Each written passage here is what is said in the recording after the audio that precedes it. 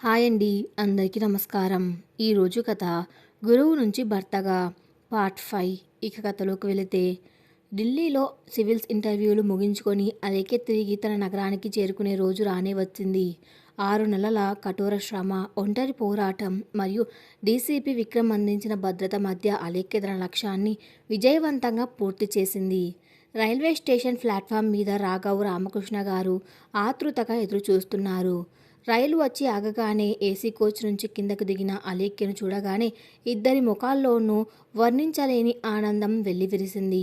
6 నెలల క్రితం భయపడుతూ కన్నీళ్లతో వెళ్ళిన అలేఖ్య ఇప్పుడు లేదు. ఆమె నడకలో ఆత్మవిశ్వాసం, కళ్ళల్లో ఒక ఐఏఎస్ ఆఫీసర్కు ఉండే గాంభీర్యం స్పష్టంగా కనిపిస్తున్నాయి. నాన్నగారు అంటూ అలేఖ్య పరిగెత్తుకుంటూ వచ్చి రామకృష్ణ గారిని హత్తుకుంది. నా తల్లి, ఎంత సన్నబడిపోయావమ్మా, చదువు కోసం నిద్రాహారాలు మానేసినట్లున్నావు అంటూ ఆయన కన్నీళ్లు పెట్టుకున్నారు. ఆ తర్వాత అలేఖ్య రాఘవ్ వైపు తిరిగింది. రాఘవ్ ఆమెను చూసి ఎంతో గర్వంగా నవ్వాడు. ఆయన కళ్ళలో తన విద్యార్థిని పట్ల ఉన్న గర్వం, తన భార్య పట్ల ఉన్న అంతులేని ప్రేమ రెండు కలగలిపి ఉన్నాయి. వెల్కమ్ బ్యాక్ ఫ్యూచర్ కలెక్టర్ గారు, ఇంటర్వ్యూ ఎలా జరిగింది అని అడిగాడు రాఘవ్ నవ్వుతూ. అలేఖ్య ఆయన కళ్ళలోకి చూస్తూ, అంతా మీ దయ రాఘవ్ గారు. ఇంటర్వ్యూ బోర్డు వాళ్ళు అడిగిన ప్రతి ప్రశ్నకు నేను చాలా ధైర్యంగా, విశ్లేషణాత్మకంగా సమాధానం చెప్పాను.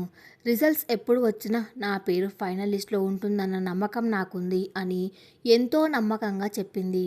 రాఘవ్ ఆమె చేతిలోని లగేజ్ తీసుకొని, నీ నమ్మకమే నా బలం అలేఖ్య. ఇంటికి వెళ్దాంరా, నీకోసం నీకిష్టమైన వంటలన్నీ చేయించాను అంటూ ఆమెను తీసుకొని కారు వైపు నడిచాడు. ఆ రాత్రి వారి ఇంట్లో పండగ వాతావరణం నెలకొంది. రామకృష్ణ గారు ఎంతో సంతోషంగా ఉన్నారు. విశాలాక్ష్మి, గౌతమ్ల భయం పూర్తిగా తొలగిపోయి తన కూతురు భవిష్యత్తు బంగారుమయంగా మారబోతుందన్న సంతోషం ఆయనలో కొత్త ఉత్సాహాన్ని నింపింది. అలేఖ్య కూడా తన భర్త చేతి ముద్దలు తింటూ ఢిల్లీలో జరిగిన విశేషాలన్నీ చెబుతూ ఆ రాత్రిని ఎంతో ఆనందంగా గడిపింది. కానీ సంతోషం ఎప్పుడు శాశ్వతం కాదు.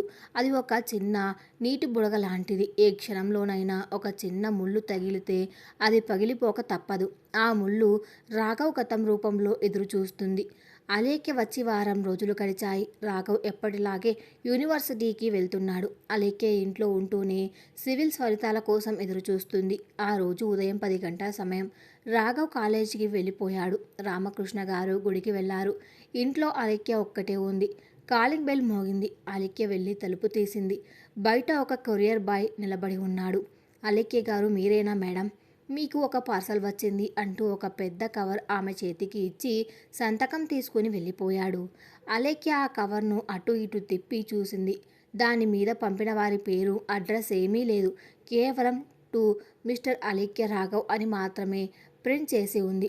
ఎవరు పంపి ఉంటారు? సివిల్ కోచింగ్ సెంటర్ నుంచి ఏమైనా స్టడీ మెటీరియల్ వచ్చిందా అని అనుకుంటూ ఆ కవర్ను తీసుకొని హాల్లోకి సోఫాలో కూర్చుంది. కత్తెర తీసుకొని ఆ కవర్ ఓపెన్ చేసింది. లోపల ఎలాంటి పుస్తకాలు లేవు. ఒక మందపాటి బ్రౌన్ కవర్, దాంతోపాటు టైప్ చేయబడిన ఒక పెద్ద ఉత్తరం ఉన్నాయి. అలేఖ్యకు ఎందుకో మనసు కీడు శంకించింది. చేతులు కొద్దిగా వణుకుతుండగా ఆ ఉత్తరాన్ని చేతిలోకి తీసుకొని చదవడం మొదలుపెట్టింది. ప్రియమైన అలేఖ్యకు, నువ్వు సివిల్స్ పరీక్షలు రాసి ఐఏఎస్ అవుతున్నందుకు ముందుగా నా శుభాకాంక్షలు. నువ్వు చాలా తెలివైన దానివని, నీ భర్త ప్రొఫెసర్ రాఘవ్ ఒక దేవుడని నువ్వు గట్టిగా నమ్ముతున్నావు. నీ తండ్రి ప్రాణాలు కాపాడాడని, నీ చదువుకు అండగా ఉన్నాడని వాడిని ఆర్తిస్తున్నావు. కానీ నీకు తెలియని నిజం ఒకటి ఉంది అలేఖ్య. ఆ రాఘవ్ ఒక నరరూప రాక్షసుడు. వాడి గతం ఎంతో చీకటిమయమైనది. వయసులో మీ ఇద్దరికీ 15 ఏళ్ల వ్యత్యాసం ఉంది. అంత వయసు వచ్చేదాకా ఆ రాఘవ్ పెళ్లి ఎందుకు చేసుకోలేదని నువ్వు ఎప్పుడైనా ఆలోచించావా? వాడు బ్రహ్మచారి కాదు అలేఖ్య. వాడికి ఇంతకు ముందే పెళ్ళయింది. వాడికి ఒక భార్య ఉండేది. ఆమె పేరు నందిని. ఆమెను ప్రాణంగా ప్రేమించి పెళ్లి చేసుకున్నాడు. కానీ వాడి క్రూరత్వం వల్లే ఆ నందిని దారుణంగా చనిపోయింది. ఆ పాప భీతిని కప్పిపుచ్చుకోవడానికే నందిని పోలికలతో ఉన్న నిన్ను ఒక ప్రాజెక్ట్ లాగా తీసుకొని చదివిస్తున్నాడు. నువ్వు వాడి దృష్టిలో భార్యవి కావు. చచ్చిపోయిన వాడి మొదటి భార్యకు ఒక రీప్లేస్మెంట్ మాత్రమే. నా మాటలు అబద్ధం అనిపిస్తే ఈ కవర్లో ఉన్న ఫోటోలు, డాక్యుమెంట్లు చూడు. నీ దేవుడు అసలు రంగు నీకే తెలుస్తుంది. ఇట్లు నీ శ్రేయోభిలాషి ఉత్తరం చదవడం పూర్తి కాగానే అలెక్య చేతిలో నుంచి ఆ కాగితం కింద పడిపోయింది. ఆమె గుండె ఒక్కసారిగా ఆగిపోయినట్లు అనిపించింది. ఊపిరి తీసుకోవడం కష్టంగా మారింది. రాఘవ్ గారికి పెళ్ళయిందా? ఆయనకు మొదటి భార్య ఉందా? నందిని ఎవరు అన్న ప్రశ్నలు ఆమె మెదడును సుత్తితో బాదుతున్నట్లుగా ఉన్నాయి. లేదు, ఇదంతా అబద్ధం. ఆ గౌతమ్ గాడు విశాలాక్షి అత్తయ్యో నా మనసు విరగ్గొట్టడానికి పంపిన చెత్త లెటర్ ఇది. రాఘవ్ గారు అలాంటి వారు కాదు అని తనకు తానే గట్టిగా చెప్పుకుంటూ ఆ ఉత్తరాన్ని చింపేయడానికి సిద్ధపడింది. కానీ మనిషి మనసు చాలా విచిత్రమైనది. అనుమానం అనే బీజం పడితే అది నిజాన్ని చూడకుండా ఊరుకోనివ్వదు. ఆ బ్రౌన్ కవర్లో ఏముందో చూడాలన్న ఆతృత ఆమెలో పెరిగిపోయింది. వణుకుతున్న చేతులతో ఆ కవర్ ఓపెన్ చేసింది. కవర్ లోపల ఒక 10 పాత ఛాయాచిత్రాలు ఉన్నాయి. మొదటి ఫోటో చూడగానే అలేఖ్య కళ్ళు బైర్లు కమ్మాయి. ఆ ఫోటోలో యువకుడిగా ఉన్న రాఘవ్ ఉన్నాడు. ఇప్పుడు ఉన్న గాంభీర్యం కాదు, ముఖంలో ఎంతో అమాయకత్వం, స్వచ్ఛమైన చిరునవ్వు ఉన్నాయి. ఆయన పక్కన ఒక అందమైన అమ్మాయి నిలబడి ఉంది. ఆమె రాఘవ్ భుజంపై తల ఆనించి ఆయన చెయ్యి పట్టుకొని ఎంతో ఆత్మీయంగా నవ్వుతుంది. ఆ అమ్మాయి కళ్ళు, నవ్వు, ఆమె ముఖ కవలికలు అచ్చం అలేఖ్యను పోలి ఉన్నాయి. ఎవరైనా దూరం నుంచి చూస్తే అది అలేఖ్య అని పొరబడేంత దగ్గరి పోలికలు ఆమెలో ఉన్నాయి. రెండవ ఫోటో ఇద్దరు ఒక గుడిలో పూలమాలలు మార్చుకుంటున్నప్పటి ఫోటో. రాఘవ్ ఆమె మెడలో తాళి కడుతున్న దృశ్యం అది. మూడవ ఫోటో ఒక సముద్రపు ఒడ్డున ఇద్దరు కలిసి తీసుకున్న సెల్ఫీ. ఆ ఫోటోల్లో రాఘవ్ కళ్ళల్లో ఉన్న ప్రేమ, సంతోషం అలేఖ్య ఇంతవరకు ఎప్పుడూ చూడలేదు. తనతో రాఘవ్ ఎప్పుడూ ఒక గురువులా, ఒక బాధ్యత గల వ్యక్తిగా, రక్షకుడిలా ఉంటాడు తప్ప ఇలా ఒక ప్రేమికుడిలా తన ప్రపంచాన్నే ఆ అమ్మాయిలో చూసుకున్నట్లుగా ఎప్పుడూ లేడు. ఆ ఫోటోలో అడుగున ఒక హాస్పిటల్ రిపోర్ట్, ఒక డెత్ సర్టిఫికేట్ జిరాక్స్ కాపీలు ఉన్నాయి. అందులో నందిని రాఘవ్ అని స్పష్టంగా రాసి ఉంది. మరణానికి గల కారణం దగ్గర ఆత్మహత్య అని రాసి ఉంది. ఆ పదం చూడగానే అలెక్య చేతులు వణికి ఆ కాగితాలన్నీ సోఫాలో చెల్లాచెదురుగా పడిపోయాయి. ఆమె సోఫాలో వెనక్కి వాలిపోయి 2 చేతులతో ముఖం కప్పుకొని వెక్కి వెక్కి ఏడవడం ప్రారంభించింది. ఆమె మనసులో అనేక ఆలోచనలు సుడిగుండంలా తిరుగుతున్నాయి. రాఘవ్ గారు నాకు ఇంత పెద్ద నిజం ఎందుకు దాచారు? ఆయన బ్రహ్మచారి అని నేను అనుకున్నాను. మా పెళ్లికి ముందు కూడా ఆయన ఈ విషయం ఒక్కసారి కూడా చెప్పలేదు. అసలు ఆ రోజు నాన్న హాస్పిటల్లో ఉన్నప్పుడు ఏ సంబంధం లేకున్నా ఆయనకు ఎందుకు లక్షలు ఖర్చు పెట్టి నాన్నను కాపాడాడు? ఎందుకు నన్ను పెళ్లి చేసుకోవడానికి అంగీకరించాడు? ఇదంతా ఆ నందిని పోలికలు నాలో ఉండడం వల్లేనా? నేను నా స్వంత అస్తిత్వంతో ఆయనకు భార్యను కానా? చనిపోయిన ఒక మహిళకు ఆయన గిల్టీ ఫీలింగ్కి నేను కేవలం ఒక జవాబును మాత్రమేనా? ఆ ఆలోచనలు ఆమె గుండెను కోసేస్తున్నాయి. తన భర్త తను అలేఖ్యగా కాకుండా నందినిగా చూస్తున్నాడు అన్న భావన ఆమె ఆత్మగౌరవాన్ని దారుణంగా దెబ్బతీసింది. రాఘవ్ పట్ల ఇన్నాళ్ళు ఆమె మనసులో ఉన్న ఆరాధన, దైవభక్తి అన్నీ ఒక్కసారిగా ప్రశ్నార్థకమయ్యాయి. అప్పుడే రామకృష్ణ గారు గుడి నుంచి వస్తున్న అలికిడి వినిపించింది. అలేఖ్య వెంటనే కళ్ళు తుడుచుకొని ఆ ఫోటోలు, కాగితాలు అన్నీ తీసుకొని ఆ డ్రాయర్లో దాచిపెట్టి తాళం వేసింది. తండ్రికి ఈ విషయం తెలిస్తే ఆయన తట్టుకోలేరని ఆమెకు తెలుసు. సాయంత్రం 5 గంటలకు రాఘవ్ ఇంటికి వచ్చాడు. ఆయన ముఖంలో ఎంతో సంతోషముంది. చేతిలో ఒక స్వీట్ బాక్స్ ఉంది. లోపలికి రాగానే అలేఖ్య, ఎక్కడ ఉన్నావు అని పిలిచాడు. అలేఖ్య వంటింట్లో నుంచి నెమ్మదిగా బయటకు వచ్చింది. ఆమె కళ్ళు ఏడ్చి ఏడ్చి ఎర్రబడి ఉన్నాయి. ముఖంలో కలలేదు. రాఘవ్ ఆమెను గమనించి కంగారుగా దగ్గరికి వచ్చాడు. ఏమైంది అలేఖ్య? కళ్ళు అలా ఎర్రబడ్డాయి. ఒంట్లో బాగాలేదా అని ఆమె నుదుటి మీద చెయ్యి వేయబోయాడు. అలేఖ్య ఒక్క అడుగు వెనక్కి వేసి ఆయన స్పర్శను తప్పించుకుంది. రాఘవ్ ఆ చర్యకు ఆశ్చర్యపోయాడు. నేను బానే ఉన్నాను. ఆ స్వీట్స్ దేనికి అని ముక్తసరిగా అడిగింది. నీ ఇంటర్వ్యూ రిజల్ట్స్ త్వరలో రాబోతున్నాయి. యూపీఎస్సీ బోర్డ్ మెంబర్ ఒకరు నాకు తెలిసిన వారు నీ పేరు ర్యాంకర్ల లిస్టులో ఖచ్చితంగా ఉందని తెలిసింది. ఆ సంతోషంలో నీకు ఇష్టమైన కాజు కట్లు తెచ్చాను అన్నాడు రాఘవ్ చిరునవ్వుతో. అలేఖ్య ముఖంలో ఎలాంటి సంతోషం లేదు. ఒకప్పుడు రాఘవ్ ఇలాంటి మాట చెబితే ఆమె ఆనందంతో గంతేసేది. కానీ ఇప్పుడు ఆమె మనసంతా ఆ ఫోటోలే మెదులుతున్నాయి. సంతోషమండి. నాకు కొద్దిగా తలనొప్పిగా ఉంది. లోపల పడుకుంటాను అని చెప్పి అలేఖ్య తన గదిలోకి వెళ్ళి తలుపు వేసుకుంది. రాఘవ్కు అర్థం కాలేదు. ఉదయం వరకు సంతోషంగా ఉన్న అలేఖ్యకు ఏమైంది? ఆమె ప్రవర్తన ఇంత వింతగా ఎందుకుంది అని ఆయన మేధస్సు ఆలోచించడం ప్రారంభించింది. ఆమె మాటల్లోని వెటకారం, తన స్పర్శను తంపించుకుంటున్న విధానం రాఘవ్ లాంటి సైకాలజీ తెలిసిన ప్రొఫెసర్కు ఒక హెచ్చరికలా అనిపించింది. ఏదో తీవ్రమైన విషయం జరిగిందని ఆయనకు అర్థమైంది. రాత్రి భోజనాల సమయం. డైనింగ్ టేబుల్ దగ్గర ఎవ్వరూ మాట్లాడడం లేదు. రామకృష్ణ గారు ఆ నిశ్శబ్దాన్ని భరించలేక, ఏంటమ్మా అలేఖ్య, అల్లుడు గారు నీకు ఇష్టమైన స్వీట్స్ తెస్తే ఒక్కటి కూడా తినలేదేంటి అని అడిగాడు. నాకు ఆకలి లేదు నాన్న, నేను పడుకుంటాను అని చెప్పి అలేఖ్య వెళ్ళిపోయింది. రాఘవ్ భోజనం ముగించి తన స్టడీ రూమ్లోకి వెళ్ళాడు.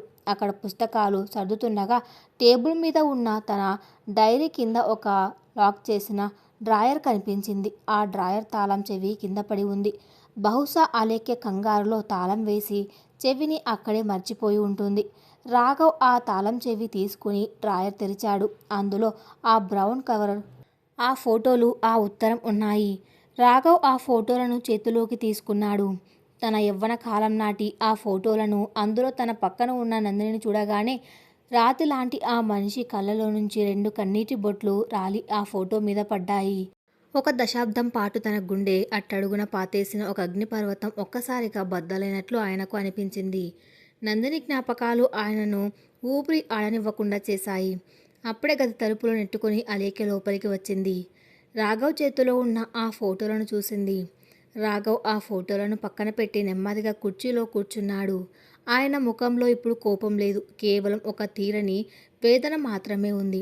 ఈ ఫోటోలు నీకు ఎవరు పంపారో నాకు తెలుసు అలేఖ్య. ఆ గౌతమ్ గాడి చివరి ప్రయత్నం ఇది. భౌతికంగా మనల్ని విడదీయలేక మానసికంగా నీ మనసులో విషం నింపాలని చూశాడు అన్నాడు రాఘవ్ గంభీరంగా. అలేఖ్య ఆవేశంగా ముందుకు వచ్చింది. ఎవరు పంపారు అన్నది నాకు అనవసరం రాఘవ్ గారు. అందులో ఉన్నవి నిజమా కాదా? మీరు నాకు ఈ నిజాన్ని ఎందుకు దాచారు? ఆ నందిని ఎవరు? ఆమెకు నాకు ఉన్న పోలికలే నన్ను మీరు భార్యగా అంగీకరించడానికి కారణమా అని గట్టిగా నిలదీసింది. ఆమె గొంతు దుఃఖంతో, కోపంతో వణికిపోతుంది. రాఘవ్ ఆమె వైపు ప్రశాంతంగా చూశాడు. ఆయన మౌనం అలేఖ్యను మరింత రెచ్చగొట్టింది. సమాధానం చెప్పండి రాఘవ్ గారు. ఒక పేద విద్యార్థిని, తండ్రి చావు బతుకుల్లో ఉన్న అమ్మాయి. మీకు ఈజీగా దొరికిన ఒక ప్రాజెక్ట్ లాగా అనిపించిందా? నా ఆత్మగౌరవాన్ని మీ కాళ్ళ దగ్గర పెట్టాను. మీరు నా దేవుడు అనుకున్నాను.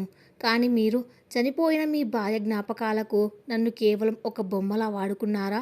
నా స్థానం మీ గుండెల్లో ఉందా, లేక ఆ దయ్యం నీడలో ఉందా అని కన్నీరు మున్నీరుగా ఏడ్చింది. అలేఖ్య అడిగిన ప్రతి ప్రశ్న రాఘవ్ గుండెను కోసేస్తుంది. ఆయన నెమ్మదిగా కుర్చీలో నుంచి లేచాడు. ఆ ఫోటోలను తీసుకొని వాటిని మళ్ళీ ఆ కవర్లో పెట్టాడు. ఆయన అలేఖ్య దగ్గరకు వచ్చి ఆమె కళ్ళల్లోకి సూటిగా చూశాడు. నువ్వు ఐఏఎస్ చదివావు అలేఖ్య, కానీ మనుషుల మనసును చదవడం ఇంకా నేర్చుకోలేదు. ఈ రాఘవ్ జీవితంలో అబద్ధం చెప్పాల్సిన అవసరం, ఒకరిని మోసం చేసి బతకాల్సిన దౌర్భాగ్యం ఎప్పుడూ రాలేదు. అలేఖ్య ఆశ్చర్యంగా ఆయన వైపు చూస్తుంది. అవును, ఈ ఫోటోలో ఉన్నది నందిని. 15 ఏళ్ల క్రితం నేను ప్రాణంగా ప్రేమించిన అమ్మాయి. నా మొదటి భార్య కూడా. కానీ ఆమె ఆత్మహత్య చేసుకోలేదు అలేఖ్య. ఆమె హత్య చేయబడింది. ఆ హత్య చేసింది ఎవరో కాదు, అప్పుడు వ్యవస్థను శాసిస్తున్న ఒక బడా రాజకీయ నాయకుడి కొడుకు. నందిని చావుకి, నేను ప్రొఫెసర్గా మారడానికి, నిన్ను ఐఏఎస్గా చూడాలనుకోవడానికి ఇదంతా ఒకే దారం మీద నడుస్తున్న కథ. ఈరోజు ఆ కథ నీకు చెబుతాను. వినగలిగే ధైర్యం నీకు ఉందా అని అడిగాడు రాఘవ్. ఆయన గొంతులో ఉన్న ఆవేదన, ఆ కళ్ళలో రగులుతున్న అగ్ని చూసి అలేఖ్య వణికిపోయింది. ఇన్నాళ్ళు ఒక హుందా అయిన ప్రొఫెసర్గా శాంతమూర్తిగా ఉన్న రాఘవ్ వెనక ఇంత భయంకరమైన గతం ఉందా అని ఆమెకు ఆశ్చర్యం వేసింది. నందిని ఎవరు? ఆమెను ఎవరు ఎందుకు చంపారు? రాఘవ్ తన భార్య చావుకు ఎలా ప్రతీకారం తీర్చుకున్నాడు? ఈ నిజాలు విన్నాక అలేఖ్య రాఘవ్ను అర్థం చేసుకోగలదా, లేక అనుమానంతో దూరంగా వెళ్ళిపోతుందా? గదిలో భయంకరమైన నిశ్శబ్దం అలుముకుంది. అలేఖ్య కళ్ళల్లో అప్పటిదాకా ఉన్న కోపం, అనుమానం ఇప్పుడు ఆశ్చర్యంగా, ఒక తెలియని భయంగా మారాయి. తన ముందు నిలబడి ఉన్న రాఘవ్ కళ్ళల్లో ఆమె ఎప్పుడూ చూడని ఒక తీరని వేదన, ఒక అగ్నిపర్వతం బద్దలయ్యే ముందు ఉండే ప్రశాంతత కనిపిస్తున్నాయి. రాఘవ్ గట్టిగా ఊపిరి పీల్చుకుని ఆ పాత ఫోటోలను టేబుల్ మీద పెట్టాడు. తన కళ్ళ ముందు 15 ఏళ్ల క్రితం నాటి జ్ఞాపకాలు ఒక సినిమా రీల్లా తిరుగుతున్నాయి. ఆయన గొంతులో ఒక బరువైన విషాదం ధ్వనిస్తుంది. అలేఖ్య మౌనంగా ఆయన చెప్పబోయే ప్రతి అక్షరాన్ని వినడానికి సిద్ధపడింది. అలేఖ్య, నువ్వు చూసిన ఆ ఫోటోలు అబద్ధం కాదు. నందిని నా మొదటి భార్య. కానీ నువ్వు అనుకుంటున్నట్లుగా నేను ఆమె జ్ఞాపకాల్లో బతుకుతూ నిన్ను ఒక బొమ్మలా వాడుకోవడం లేదు. ఈ రాఘవ్ జీవితంలో దాచిన ఏకైక రహస్యం ఆ నందిని చావు మాత్రమే. ఆ చావు వెనక ఉన్న నెత్తుటి మరకలు, ఈ దేశపు చాటాల వైఫల్యం, ఒక సామాన్యుడి నిస్సహాయత అన్నీ నీకు తెలియాలి.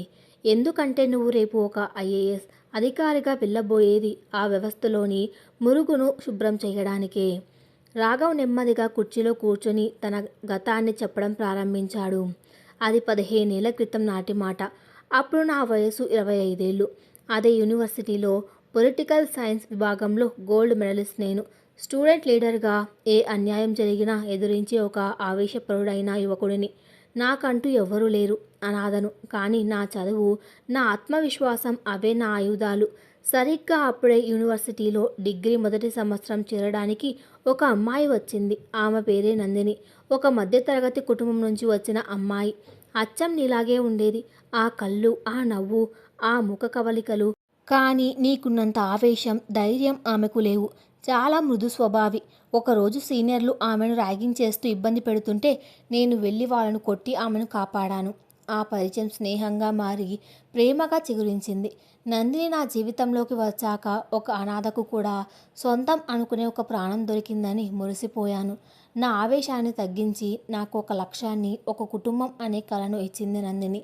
ఇద్దరం కలిసి ఎన్నో కలలు కన్నాం. నేను ప్రొఫెసర్గా స్థిరపడాలని, ఆమె సివిల్స్ రాసి కలెక్టర్ కావాలని మా లక్ష్యం. అవును అలేఖ్య, నందిని కల కూడా ఐఏఎస్ కావడమే. అలేఖ్య ఉలిక్కిపడింది. నందిని కూడా ఐఏఎస్ కావాలనుకుందా?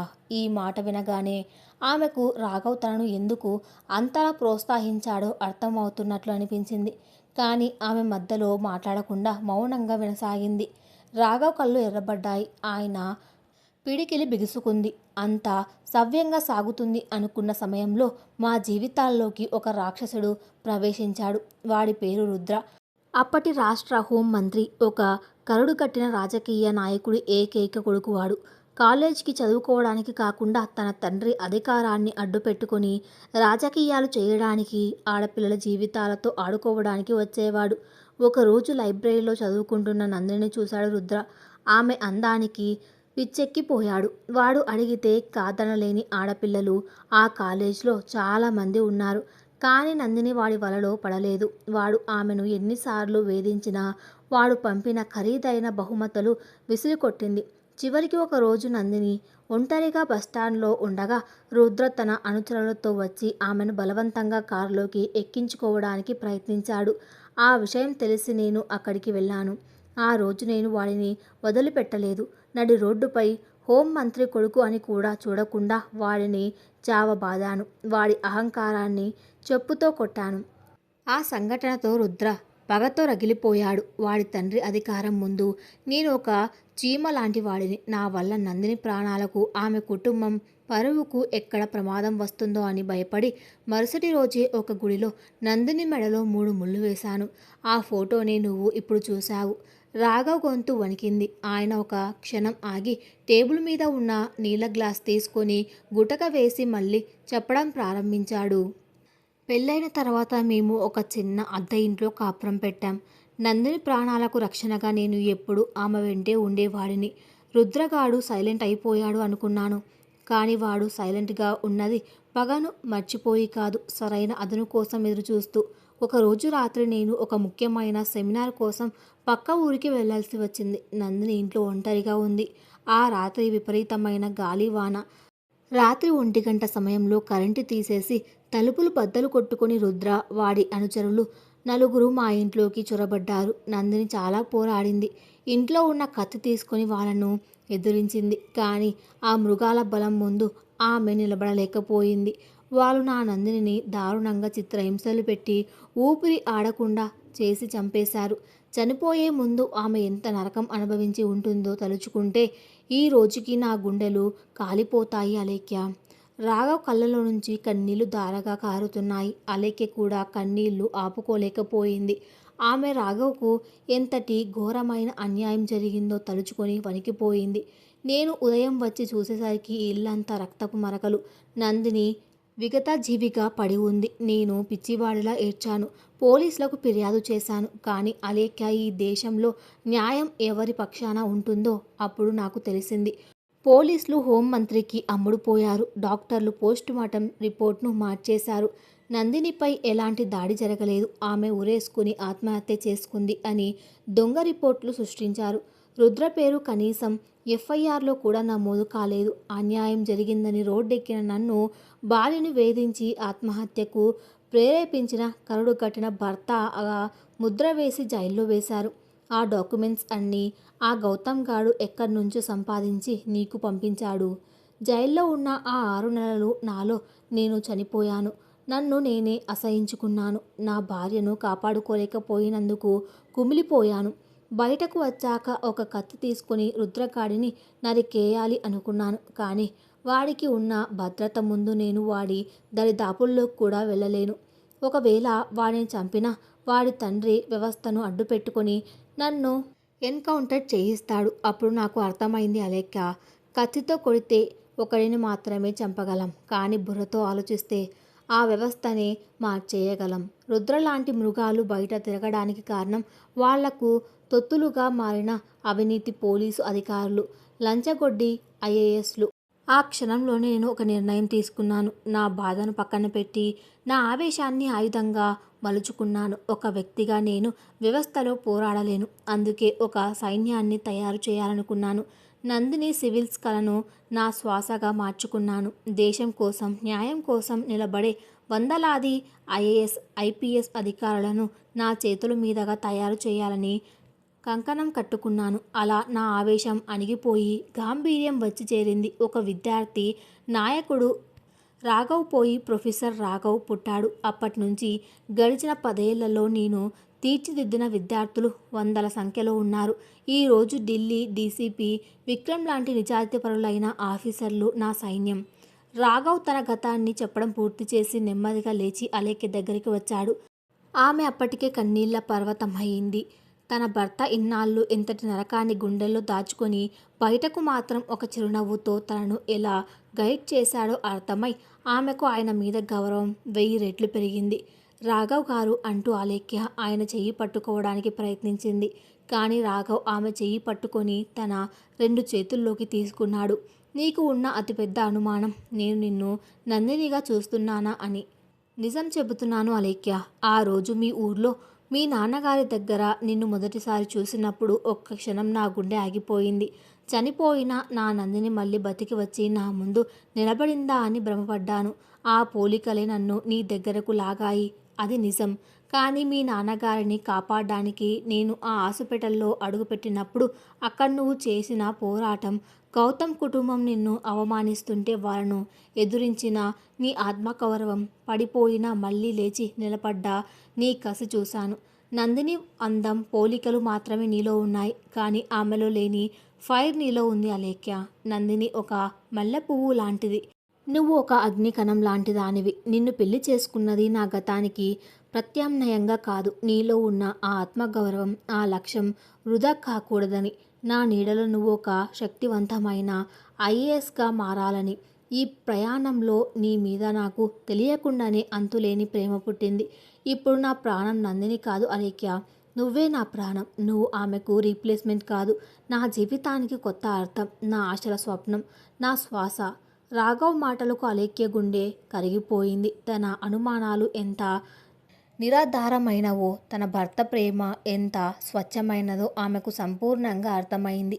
తన తండ్రి ప్రాణాలు కాపాడిన దేవుడు, తన భవిష్యత్తుకు బాటలు వేసిన గురువు, తనను ప్రాణంగా ప్రేమిస్తున్న భర్త, ఈ ముగ్గురు ఈ రాఘవ్లోనే ఉన్నారని ఆమెకు ఇప్పుడు స్పష్టంగా తెలిసింది. ఆమె ఒక్కసారి రాఘవ్ను గట్టిగా హత్తుకుంది. ఇన్నాళ్ళు తన మనసులో ఉన్న భారం, అనుమానం అన్నీ కన్నీరు రూపంలో కరిగిపోయాయి. నన్ను క్షమించండి రాఘవ్ గారు. ఆ గౌతమ్ గాడి మాటలు విని నా దేవుడు లాంటి మీ మనసును శకించాను. మీ గతం ఇంత భారంగా ఉంటుందని నేను ఊహించలేదు. ఆ నందిని గారికి జరిగిన అన్యాయానికి ప్రతీకారం తప్పక తీరుతుంది. మీరు తయారు చేస్తున్న ఈ సైన్యంలో నేను కేవలం ఒక సైనికురాలిని కాదు, మీ ఆశయాన్ని నెరవేర్చే మీ అర్ధాంగిని. ఆ రుద్ర ఎవడో, ఎక్కడ ఉంటాడో వాడి అంతు చూసే బాధ్యత ఇక ఈ అలేఖ్యది అని ఆమె శపథం చేసింది. రాఘవ్ ఆమె తల నిమురుతూ కన్నీళ్లతో నవ్వాడు. ఆ రుద్ర ఇప్పుడు ఎక్కడ ఉన్నాడో నాకు తెలుసు అలేఖ్య. వాడు ఇప్పుడు మామూలు మనిషి కాదు. వాడి తండ్రి చనిపోవడంతో వాడి తండ్రి స్థానంలో రాజకీయంలోకి వచ్చి ఇప్పుడు ఏకంగా మన రాష్ట్రానికి కాబోయే ముఖ్యమంత్రి కేసులో ఉన్నాడు. వ్యవస్థను పూర్తిగా తన చేతుల్లోకి తీసుకున్న ఒక అహంకారి.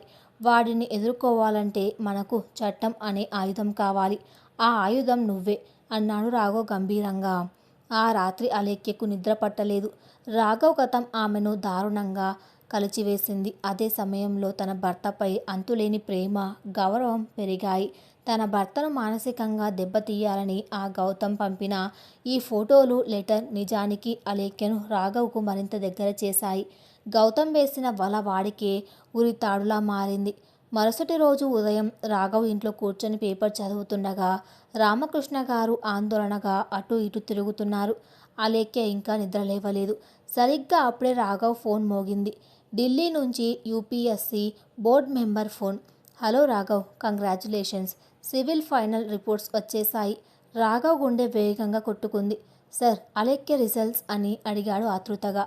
అవతల వైపు నుంచి ఆ అధికారి ఎంతో గర్వంగా, నీ శిశురాలు, నీ భార్య అలేఖ్య ఆల్ ఇండియా 10వ ర్యాంకు సాధించింది రాఘవ్.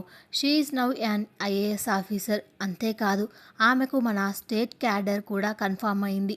నీ కల నెరవేరింది ప్రొఫెసర్ అని చెప్పాడు. ఆ మాట వినగానే రాఘవ్ కళ్ళల్లో ఆనంద బాష్పాలు. ఒక గురువుగా తన లక్ష్యం నెరవేరింది. ఒక భర్తగా తన భార్యకు ఇచ్చిన మాట నిలబెట్టుకున్నాడు. అలేఖ్య, అలేఖ్య అంటూ రాఘవ్ సంతోషంగా కేకలు వేస్తూ ఆమె గది వైపు పరిగెత్తాడు. అలేఖ్య నిద్రమబ్బుగా బయటకు వచ్చింది. ఏమైంది రాఘవ్ గారు అని అడిగింది.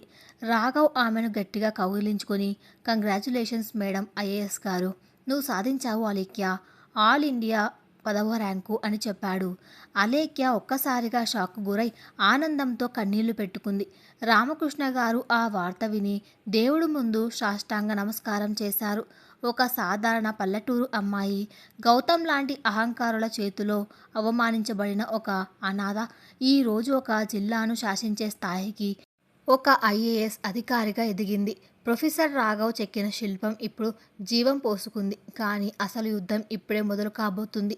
కలెక్టర్గా అలేఖ్య బాధ్యతలు స్వీకరించగానే ఆమె ఎదుర్కోవాల్సిన సవాళ్లు ఏంటి? తన భర్త గతాన్ని నాశనం చేసిన ఆ రుద్రను అలేఖ్య ఎలా ఎదుర్కోబోతుంది? గౌతమ్ విశాలాక్షల పగకు అలేఖ్య వేయబోయే శిక్ష ఏంటి? అలేఖ్య ఆల్ ఇండియా 10వ ర్యాంకు సాధించిందన్న వార్త దావానంలా వ్యాపించింది. కేవలం గంటల వ్యవధిలో రాఘవ్ ఇంటి ముందు స్థానిక మీడియా ప్రతినిధులు, ఓబీ వ్యాన్లు, ప్రతీక విలేకరులు క్యూ కట్టారు. ఒక సాధారణ పల్లెటూరు నుంచి వచ్చి ఎన్నో కష్టాలు ఎదుర్కొని దేశంలోనే అత్యున్నతమైన పరీక్షలో టాపర్గా నిలిచిన ఒక యువతి కథను తమ ఛానల్స్లో బ్రేకింగ్ న్యూస్గా వేసుకోవడానికి అందరూ పోటీ పడుతున్నారు.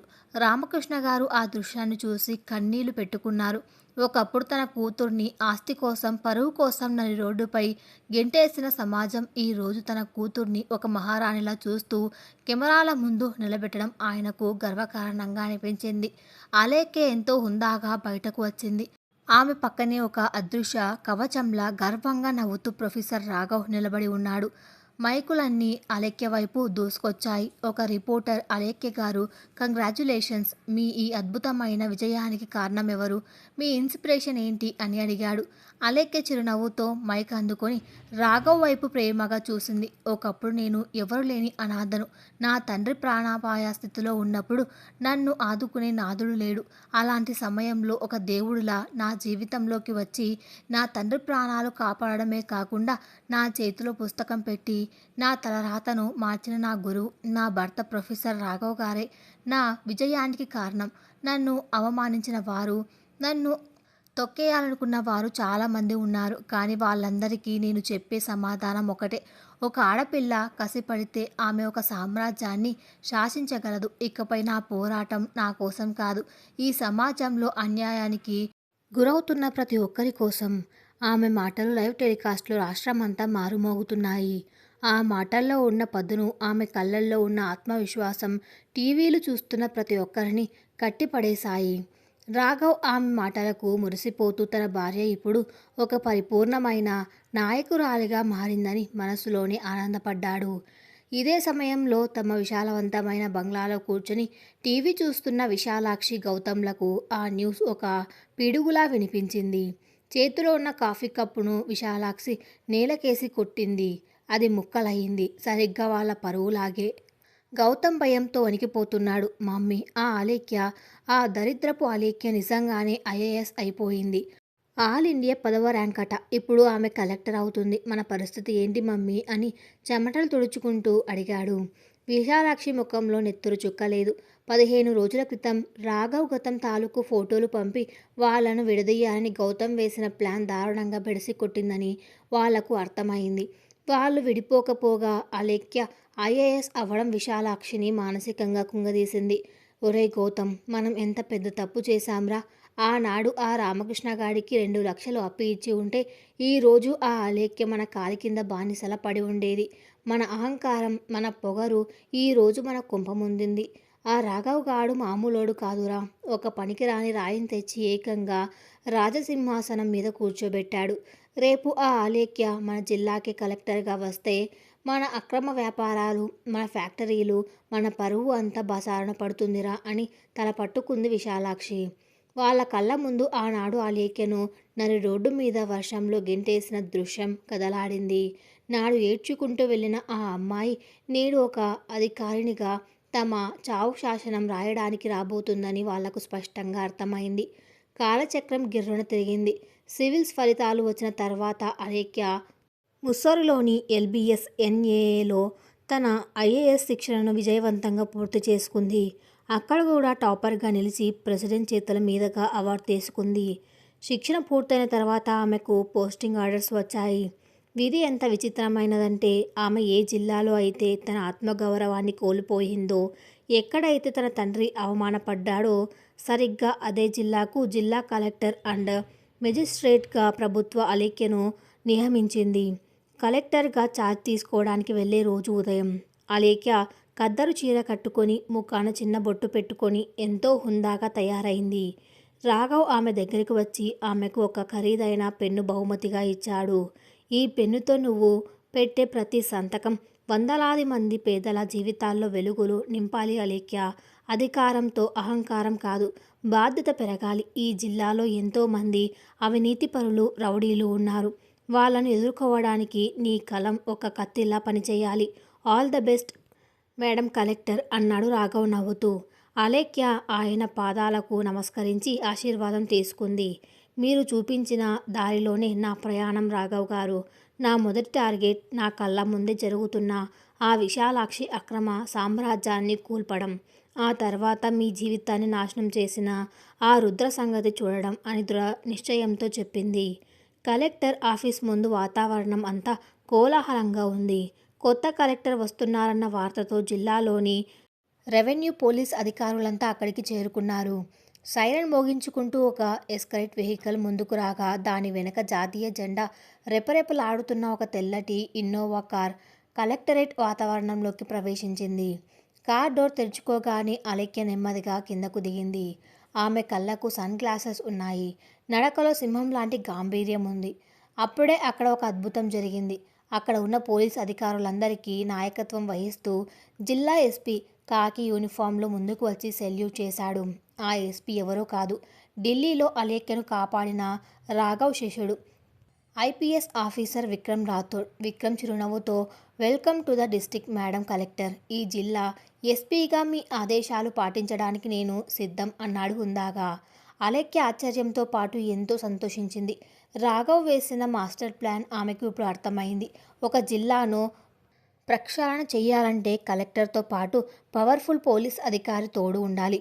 అందుకే తన శిష్యుడైన విక్రమ్ను అదే జిల్లాకు ఎస్పీగా ట్రాన్స్ఫర్ చేయించాడు రాఘవ్. ఇప్పుడు అలేఖ్య విక్రమ్ల జోడీ ఈ జిల్లాలో అవినీతి పరుల పాలిట యమపాశం కాబోతుంది. థ్యాంక్ యూ ఎస్పీ గారు, మనకు చాలా పని ఉంది. ఇప్పుడే మొదలు పెడదాం అని చెబుతూ అలేఖ్య తన ఛాంబర్లోకి వెళ్ళి కలెక్టర్ సీట్లో ఆసీనురాలయ్యింది. ఫైల్స్ మీద మొదటి సంతకం చేసింది. జిల్లా అధికారం ఇప్పుడు ఆమె గుప్పెట్లో ఉంది. కలెక్టర్గా బాధ్యతలు స్వీకరించిన మొదటి వారంలోనే అలేఖ్య తన మార్క్ చూపించడం మొదలుపెట్టింది. ప్రభుత్వ భూములను ఆక్రమించిన వారి జాబితాలను సిద్ధం చేయమని అధికారులను ఆదేశించింది. ఒకరోజు ఉదయం అలేఖ్య టేబుల్ మీద ఒక ఫైల్ వచ్చింది. అందులో విశాలాక్షి గౌతంలకు సంబంధించిన ఒక అక్రమ మైనింగ్ మరియు రియల్ ఎస్టేట్ వెంచర్ గురించి రిపోర్ట్ ఉంది. 100 ఎకరాల ప్రభుత్వ భూమిని కబ్జా చేసి అందులో విశాలవంతమైన విల్లాలు కట్టుకున్నారు. గత 5 ఏళ్లుగా ఏ కలెక్టర్ కూడా వారి జోలికి వెళ్ళలేదు. ఎందుకంటే వాళ్లకు స్థానిక రాజకీయ నాయకుల అండా ఉంది. అలేఖ్య ఆ ఫైల్ చూసి క్రూరంగా నవ్వింది. వెంటనే ఎస్పీ విక్రమ్కి ఫోన్ చేసింది. విక్రమ్, విశాలాక్షి వెంచర్ మీద ఇప్పుడే జాయింట్ ఆపరేషన్ స్టార్ట్ అవ్వాలి. రెవెన్యూ అధికారులతో పాటు మీరు పోలీస్ ఫోర్స్ తీసుకుని వెళ్ళండి. ఆ ఆక్రమిత భూముల్లో ఉన్న బోర్డ్స్ అన్ని పీకేయండి. అక్కడ ఉన్న గౌతమ్ గాడిని, విశాలాక్షిని మెడ పట్టుకొని సాయంత్రంలోగా నా ఆఫీస్లో ప్రవేశపెట్టండి అని కఠినంగా ఆదేశించింది. ఎస్ మేడం, ఆట ఇప్పుడే మొదలైంది అని విక్రమ్ తన టీంతో బయలుదేరాడు. మధ్యాహ్నం 12 గంటలకు విశాలాక్షి వెంచర్ దగ్గర వందలాది మంది పోలీసులు, జేసీబీలు దిగాయి. గౌతమ్ అడ్డుకోవడానికి రాగా విక్రమ్ వాడిని పట్టుకుని జీప్లో పడేశాడు. విశాలాక్షి అరుస్తున్న పట్టించుకోకుండా అక్రమంగా కట్టిన కట్టడాలను జేసీబీతో కూల్చేశారు. క్షణాల్లో విశాలాక్షి కోట్లాది రూపాయల సామ్రాజ్యం నేలమట్టమైంది. సాయంత్రం 4 గంటలు జిల్లా కలెక్టర్ కార్యాలయం. విశాలాక్షి, గౌతమ్ ఇద్దరు కలెక్టర్ ఆఫీస్ బయట నేరస్తుల్లా నిలబడి ఉన్నారు. ఒకప్పుడు అలేఖ్యను తమ ఇంట్లోకి కూడా రానివ్వని వాళ్ళు ఇప్పుడు అలేఖ్య పర్మిషన్ కోసం అటెండర్ దయాదాక్షణ్యాలపై ఆధారపడి బయట నిలబడాల్సి వచ్చింది. లోపల నుంచి పిలుపు రాగానే ఇద్దరు తలలు దించుకొని లోపలికి వెళ్లారు. విశాలమైన ఆ కలెక్టర్ ఛాంబర్లో గోడకు ఉన్న జాతీయ చిహ్నం కింద చేతితో ఒక ఫైల్ పట్టుకొని గంభీరంగా కూర్చొని ఉంది అలేఖ్య. ఆమె వెనక గోడపై ఉన్న గాంధీ ఫోటో ముందున్న name plate G. Alekhya, IAS, district collector అని మెరుస్తుంది. విశాలాక్షి అలేఖ్యను ఆ కుర్చీలో చూడగానే రక్తం మరిగిపోయింది. కానీ ఏమీ చేయలేని నిస్సహాయత. గౌతమ్ అయితే భయంతో వణికిపోతున్నాడు. అలేఖ్య వాళ్ళ వైపు కన్నెత్తి కూడా చూడకుండా ఫైల్ చదువుతూనే, ఏంటి విశాలాక్షి గారు, నా ఆఫీస్కి ఇలా ఏ రంగు లేకుండా భయపడుతూ వచ్చేశారేంటి? మీ అహంకారం, మీ పొగరు ఎక్కడికి పోయాయి అని ప్రశాంతమైన స్వరంతో అడిగింది. విశాలాక్షి పళ్ళు కొరుకుతూ, అలేఖ్య, ఒకప్పుడు నా ఇంట్లో పని మనిషివి నువ్వు. ఈరోజు కలెక్టర్వి అయ్యానని నా ఆస్తుల మీదే చెయ్యి వేస్తావా? నా వెనక ఎంతమంది మంత్రులు ఉన్నారో తెలుసా అని బెదిరించడానికి ప్రయత్నించింది. అలేఖ్య చటుక్కున తలెత్తి చేతిలో ఉన్న ఫైల్ను టేబుల్ మీద బలంగా కొట్టింది. ఆ శబ్దానికి గది దద్దరిల్లింది. షటప్! ఒక ఐఏఎస్ ఆఫీసర్ ముందు ఎలా నిలబడాలో, ఎలా మాట్లాడాలో మర్యాద నేర్చుకో విశాలాక్షి. ఒకప్పుడు నీ ఇంట్లో అప్పు అడగడానికి వచ్చిన ఒక పేద అమ్మాయిని నేను. ఆనాడు నా తండ్రిని అవమానించి నన్ను వర్షంలో నడి రోడ్డు మీద గెంటేశావు గుర్తుందా? ఆ రోజు నువ్వు గెంటేసిన ఆ అమ్మాయే ఈరోజు ఈ జిల్లాకి కలెక్టర్. ఈ కుర్చీ పవరేంటో, నా సంతకం పవరేంటో ఈరోజు నీకు చూపిస్తాను అంటూ అలేఖ్య ఒక నోటీసును వాళ్ళ ముఖాన విసిరింది. 100 ఎకరాల ప్రభుత్వ భూమిని కబ్జా చేసినందుకు రేపటి నుంచి మీ బ్యాంక్ అకౌంట్స్ అన్నీ ఫ్రీజ్ చేయబడుతున్నాయి. మీరు చేసిన ఫ్రాడ్స్కి మీ ఫ్యాక్టరీ లైసెన్స్ క్యాన్సిల్ చేస్తున్నాను. ఇది కలెక్టర్గా నా అధికారిక తీర్పు. ఇక వ్యక్తిగతంగా చెబుతున్నా విను. నా మొగుడు ప్రొఫెసర్ రాఘవ్కి 10 ఏళ్ల క్రితం పెళ్ళయిందని కొన్ని ఫోటోలు పంపావు చూసావా? ఆ ఫోటోలే మమ్మల్ని మరింత దగ్గర చేశాయి. నా లక్ష్యానికి మరింత కసిని పెంచాయి. Thanks for that. ఇప్పుడు మీరు వెళ్ళవచ్చు. నా ఆఫీస్లో చెత్తకు చోటు లేదు అని అలేఖ్య సెక్యూరిటీని పిలిచింది. అవమానంతో, భయంతో ముడుచుకుపోయిన విశాలాక్షి, గౌతమ్ తలలు దించుకొని బయటకు నడిచారు. తమ పతనం ప్రారంభమైందని, ఈ అలేఖ్య తమను ఆర్థికంగా, సామాజికంగా అడుక్కు తినేలా చేస్తుందని వాళ్ళకి అర్థమైంది. అలేఖ్య విజయం సాధించిన గర్వంతో ఊపిరి పీల్చుకుంది. తన ఫోన్ తీసుకుని రాఘవ్కు మెసేజ్ పెట్టింది. మొదటి వికెట్ డౌన్ రాఘవ్ గారు. ఆ విశాలాక్షి సామ్రాజ్యాన్ని కూల్చేశాను. రాఘవ్ నుంచి రిప్లై వచ్చింది. వెల్డన్ అలేఖ్య. కానీ అసలు వేట ఇంకా మొదలవ్వలేదు. అడవిలో నక్క పనైపోయింది. ఇప్పుడు సింహం మేలుకోబోతుంది, జాగ్రత్త. రాష్ట్ర రాజధానిలోని ఒక రహస్య అతిథి గృహంలో చీకటిగా ఉన్న ఆ గదిలో విశాలవంతమైన సోఫాలో ఒక వ్యక్తి కూర్చొని ఖరీదైన మద్యం సేవిస్తున్నాడు. అతనికి సుమారు 40 ఏళ్ళు వయసు ఉంటుంది. కళ్ళు క్రూరంగా, ముఖంలో ఎంతో అహంకారం నిండి ఉన్నాయి. అతని 10 ఏళ్ల క్రితం రాఘవ్ మొదటి భార్య నందినిని బలి తీసుకున్న మృగం. ప్రస్తుత రాష్ట్ర హోంమంత్రి మరియు కాబోయే ముఖ్యమంత్రి అభ్యర్థి రుద్ర. అతని పక్కనే ఒక ఎమ్మెల్యే నిలబడి భయంతో వణికిపోతూ రిపోర్ట్స్ ఇస్తున్నాడు. సార్, ఆ జిల్లాలో కొత్తగా వచ్చిన కలెక్టర్ అలేఖ్య మన పనులన్నీ అడ్డుకుంటుంది. మన శాండ్ మాఫియా వాహనాలను సీజ్ చేసింది. మీ బినామీ పేరు మీద ఉన్న రియల్ ఎస్టేట్ వెంచర్ను నేలమట్టం చేసింది సార్. ఆమెకు తోడుగా అక్కడి ఎస్పీ విక్రమ్ కూడా చేరాడు. ఇద్దరూ కలిసి మన నెట్వర్క్ను నాశనం చేస్తున్నారు అని చెప్పాడు. రుద్ర నెమ్మదిగా మద్యం గ్లాస్ కింద పెట్టి క్రూరంగా నవ్వాడు. ఒక చిన్న పిల్ల కొత్తగా ఐఏఎస్ అయినంత మాత్రాన నా సామ్రాజ్యాన్ని కూల్చేస్తుందా? నేను తలుచుకుంటే నిమిషాల్లో ఆమెను సస్పెండ్ చేయగలను, లేదా పైకి పంపగలను. ఆ అలేఖ్య బ్యాక్గ్రౌండ్ ఏంటి? ఆమె వెనక ఎవరున్నారు కనుక్కోండి. ఎవడైనా సరే వాడి తల నరికి నా ముందు పెట్టండి అని ఆదేశించాడు. మరోవైపు ప్రొఫెసర్ రాఘవ్ తన ఇంట్లో నందిని ఫోటో ముందు నిలబడి ఉన్నాడు. ఆయన కళ్ళల్లో పగ రగులుతుంది. 15 ఏళ్లుగా నేను ఎదురు చూస్తున్న సమయం వచ్చేసింది రుద్ర.